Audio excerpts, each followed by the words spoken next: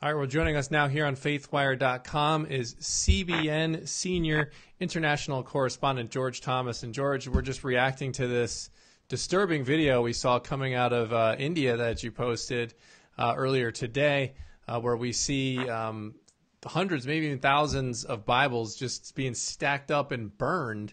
What is the context here? What is going on? What can you tell us about what we were seeing on the ground there?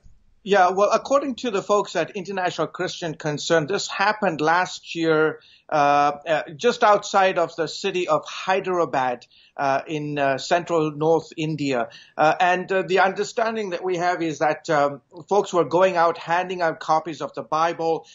They came upon a number of close to about 60 Hindu fanatics who were very, very upset about this idea of handing out the gospel, handing out copies of the Bible, confiscated the various Bibles, put them in a heap, and lit them on fire. I think you have to keep this in context. What has happened pretty much since 2014, when Prime Minister Narendra Modi, who leads the Hindu-led BJP, the Bharatiya Janata Party, came into power in 2014, the number of persecution attacks against Christians skyrocketed since then. And so you have today Open Doors, the human rights group that monitors religious freedom around the world, has put India at the number 10 spot in the worst places in the world to be a Christian. Historically, India has found a way to have these various religious groups, predominantly Hindu, Christian, Muslim, Buddhist, to coexist. And they have done that to a large extent well in the early years. I'm talking about 30, 40 years ago. But in recent years, there's been this rise of Hindu nationalism that has gripped the nation. And now we are in the middle of this historic election for the next 5 weeks. That could really not bode well for India's minority Christian community. This is interesting, George, because you just don't hear a lot about India. We hear a lot of stories on China, which, if we have time, we'll touch on in a few minutes, about the things going on there where they're cracking down on Christianity and underground churches. But you don't hear a lot about what's going on in India. And it looks like that, to your point there about since 2014, that there's just not really a mode of tolerance there and getting along. It seems like there's a desire and a growing desire to want to actually push all of those religions out, almost in an ethnic cleansing sort of fashion.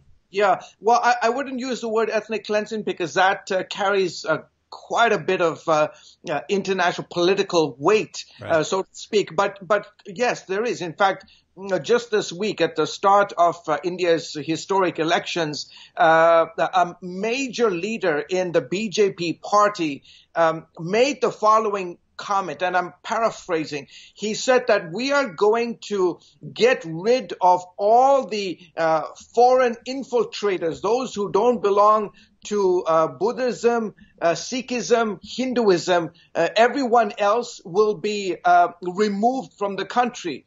I mean, that is shocking. And it was actually tweeted on the BJP official Twitter account. That was just stunning. But, it speaks to the growing hostility that the radical element of Hinduism, of the Hindu BJP party, has pursued over the last 10, 15 years. In fact, I'll remember a couple of years ago, I was doing a story about the rise of Hindu fanaticism, Hindu nationalism within the Indian culture. And I remember talking to this leader who is part of the VHP, another right-wing group within the BJP umbrella. And, I was doing a story about their group, and he confronted me and he said, obviously, I am of Indian background. My parents are ethnic Indians, even though I was born and raised on the African continent. And so he says to me, he says, are you an Indian? I said, of course I am. That's my ethnicity. He said, what is your religion? I said, I'm a Christian. He said, you're not Indian. I said, what do you mean I'm not Indian? He says, well, you're a Christian. So what he was basically saying to me, Dan, is that to be Indian is to be Hindu.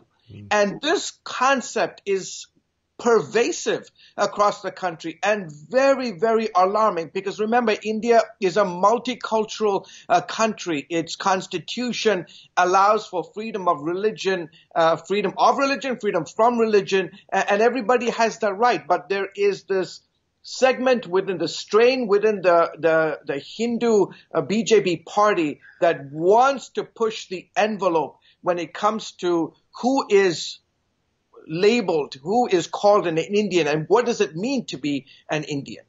I mean, that's amazing. And what's it like for a Christian there? I mean, what is their sort of percentage and makeup of the population as a whole? And what's it like? I know we've seen on Faithwire, we've seen a few stories here and there of some bold Christians who are staying steadfast in their faith despite some of this persecution. So what is it like in general there for a Christian trying to live in India in that condition?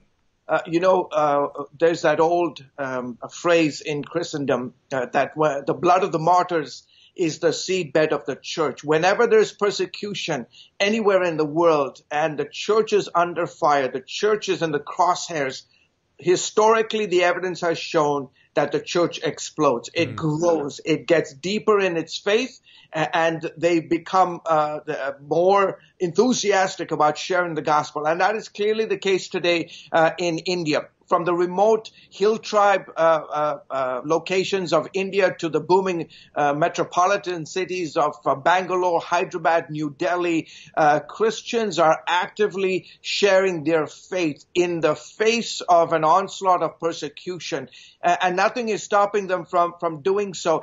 And the revival is taking place among India's so-called untouchables. They call it Dalits. They're the lowest of the lowest in the Indian caste system. The Dalits are below animals. And what's happening, Dan, is that in the last, I would say, 20 years or so, maybe more, but accelerated in the last 10 years, is that God is touching the Dalits with the message that you are worth something. See, keep in mind, if you're a Dalit, you are a so-called untouchable, you are constantly told that this is your life's lot, that nothing will ever make your life any better, and that you are not worth anything. You're not even worth, you're even below the status of an animal. So when the culture and the community keeps telling you this, you lose hope. Then the message of Jesus Christ penetrates these communities, and suddenly they say, oh my gosh, there is a God who believes that I'm worth something and that he sent his son Jesus Christ to die on the cross for me. This transformative message is sweeping across India's Dalit untouchable community, and predominantly those that do the sort of the menial work of Indian society typically tend to be the Dalits, the untouchables, and they get they just really are treated miserably. And so when the gospel of Jesus Christ comes and touches them with that message that you are worth something and that I died and I went to the cross just for you, that's radical. And it's that revival is happening, and it is shaking the Indian culture, especially among the Hindus, because they feel like they're losing numbers. They're losing numbers from Hinduism, those who follow Hinduism, and the Christians are growing in numbers. Wow, that is if that doesn't give you chills, I don't know what will. I know. George, thank you so much for. Go ahead.